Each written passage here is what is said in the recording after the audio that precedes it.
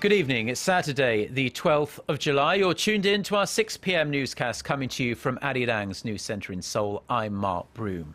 Our top story this evening, the United States has expressed its full support for Japan's recent decision to revise the country's pacifist constitution to allow its military a more expanded role. US Defense Secretary Chuck Hagel, who on Friday met with his Japanese counterpart in Washington, hailed the Abe administration's move as a landmark decision that will contribute to global security. Connie Lee reports. Japanese Defense Minister Itsunori Onodera received a warm welcome in Washington on Friday from U.S. Defense Secretary Chuck Hagel. The two defense chiefs were meeting at the Pentagon to reinforce their alliance.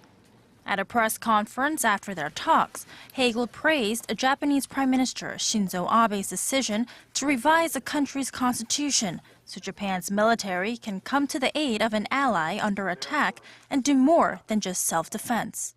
This bold, historic landmark decision will enable Japan to significantly increase its contribution to regional and global security and expand its role on the world stage.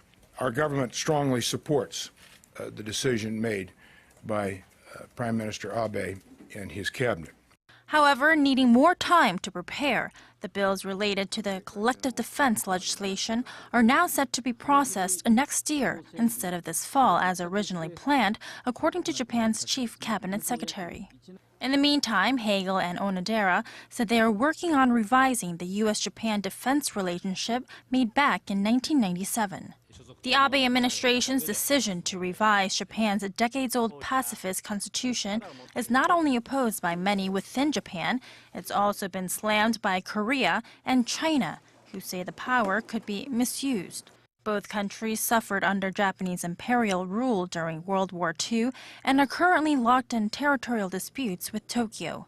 Speaking separately at a seminar in Washington, Onodera expressed interest in meeting with his South Korean counterpart at any time, but mainly to discuss the threats posed by North Korea. Connie Lee, ARIRANG News. A powerful 6.8 magnitude earthquake struck off Japan's northern coast early Saturday near the nuclear power plant, crippled in the 2011 earthquake and tsunami. This time, though, a major crisis seems to have been avoided. The Japan Meteorological Agency issued tsunami warnings, advisories rather, along the coast of Fukushima Prefecture soon after the quake, but lifted them about 2 hours later. No serious damage has been reported. And according to the nation's power company TEPCO, there have been no reports of abnormalities at the Fukushima nuclear plant. Fukushima Prefecture was devastated in March 2011 after a massive 8.9 magnitude quake and subsequent tsunami caused 3 nuclear reactors to melt down. North Korea has slammed a port visit by a US nuclear-powered aircraft carrier to the south, calling it a reckless act of provocation. A spokesman for North Korea's National Defense Commission said the arrival of the USS George Washington in the southern port of Busan on Friday for joint military exercises starting next week was in defiance of proposals by Pyongyang to ease inter-Korean tensions. In reference to the upcoming drills, the spokesman added that whenever North-South relations seem to be improving, the US resorts to, quote, sinister interference. The George Washington will take place in joint exercises with the South Korean Navy from July 16th through the 21st as part of annual military drills. The carrier will then take part in a search and rescue exercise with South Korean and Japanese maritime forces in waters off Korea's Jeju Island for 2 days, starting on July 21st. Now, the United States is continuing to closely monitor possible cooperation between North Korea, Iran and Syria regarding weapons of mass destruction. Speaking with Voice of America on Saturday, U.S. Assistant Secretary for International Security and Non-Proliferation Thomas Countryman said Washington is aware that North Korea is a principal strategic partner of the Iranian and Syrian regimes in terms of both ballistic missile and nuclear technology. The official added the U.S. has enjoyed great success in blocking the proliferation of North Korean arms, but there are still concerns regarding the issue, although he gave no specific details on what sort of movements the U.S. has observed. The Assistant Secretary said North Korea's recent ballistic missile firings were a threat to peace in Northeast Asia and that the UN Security Council would respond appropriately should Pyongyang conduct a fourth nuclear test. Now, Korea's southern port city of Busan has exactly 100 days to go before it hosts one of the world's biggest conferences on information and communication technologies. The 3-week-long conference will bring together officials and experts from around the world to decide on major technological standards. Our Yulian reports on how preparations are going. In just 100 days, here in the nation's biggest port city of Busan, Korea will seek to move on from a fast follower to a first mover in the information and communication sector at the ITU Plenipotentiary Conference, a conference that decides on future ICT policy directions. Officials from the Ministry of Science, ICT and Future Planning, the Busan City government, as well as the organization committee of the ITU Plenipotentiary Conference came together Saturday to attend a ceremony, hoping for a successful hosting of the international event. And this is a great opportunity to show them how ICT is utilized in Korea and how our companies are doing and what kind of services would be available for the world community. Hopes are high for Korea, as it's the second country in Asia after Japan to host the international event. The organizers here say they will aim to give off a strong impression that Korea is indeed an IT powerhouse by providing visitors 10 gigabytes of Wi-Fi service at the venue and through trial runs of 5G wireless technology.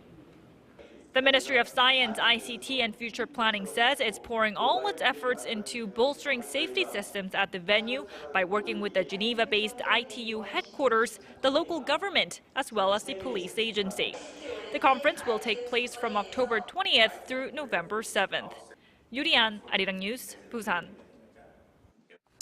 Now, in economic news, the United States will levy punitive tariffs on Korean steel pipe imports after it determined that the pipes were being sold for less than the cost of producing them.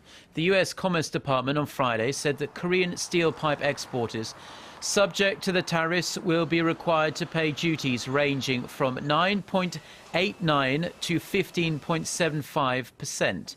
The department's decision reverses one of the most contentious trade disputes in the U.S. in years, after intense lobbying, not only from producers but also from lawmakers in the U.S. Back in February, the Commerce Department found all countries but Korea had sold imports below cost, excusing Korea from duties. The Korean government and industry representatives say they'll file an appeal with the World Trade Organization over this decision. Korea exported steel pipes worth $830 million to the US in 2012. Now, in international news, more than 110 people have been killed in Gaza after days of Israeli airstrikes on Palestinian targets inside the territory. Militants have been launching their own rockets attacks on Israel as well, and despite intensifying international pressure to negotiate a ceasefire, the fighting still rages on. Israeli Prime Minister Benjamin Netanyahu says his country will resist foreign pressure to halt its operations and is actually exploring its military options now. The US has affirmed Israel's right to defend itself, but has expressed concern about the risk of further escalation. The Palestinian Health Ministry says, in addition to the over 100 people killed, 750 people, mainly civilians, have been injured in Israeli airstrikes since they began on Tuesday. The UN estimates that 3/4 of the people killed in Gaza so far have been civilians. Now, on a much lighter note, but with the arrival of summer, in the northern hemisphere at least, and here in Korea, it's crucial to know which sunscreen is right for you. But with the vast array of choices out there, it can be very difficult to know which one is best. Well, our Son Jung-in has a few tips on how to choose the best product and how to use it correctly. 38-year-old Lee Hae-young has become more and more concerned about the aging of her skin as the rays of the summer sun intensify. She is now more attentive when choosing sunscreen products.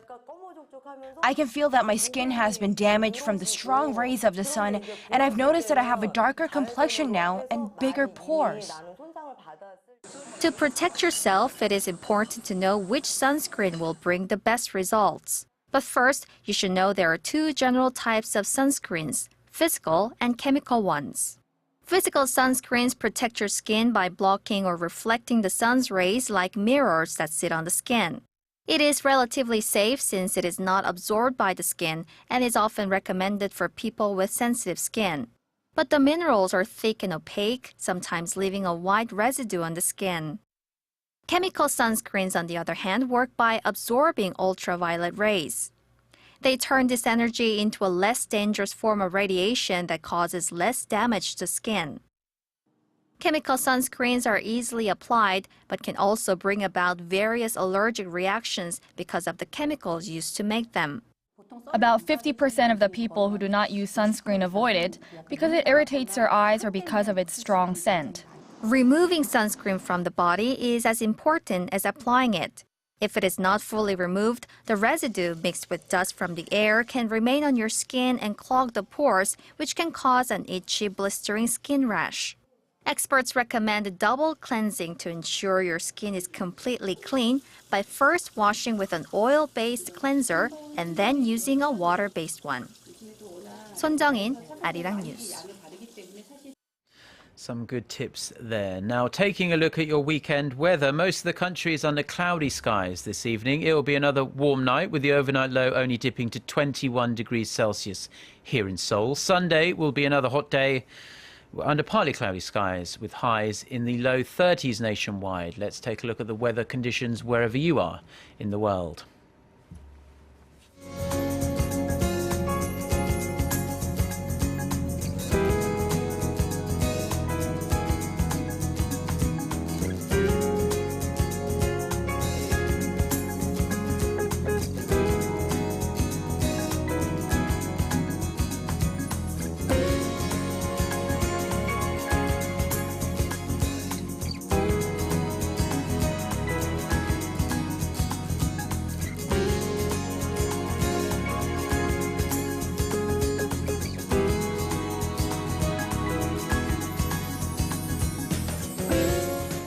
And that's all we have for now. Do enjoy the rest of your weekend, and we'll be back for our next newscast at 10 p.m. Korea time.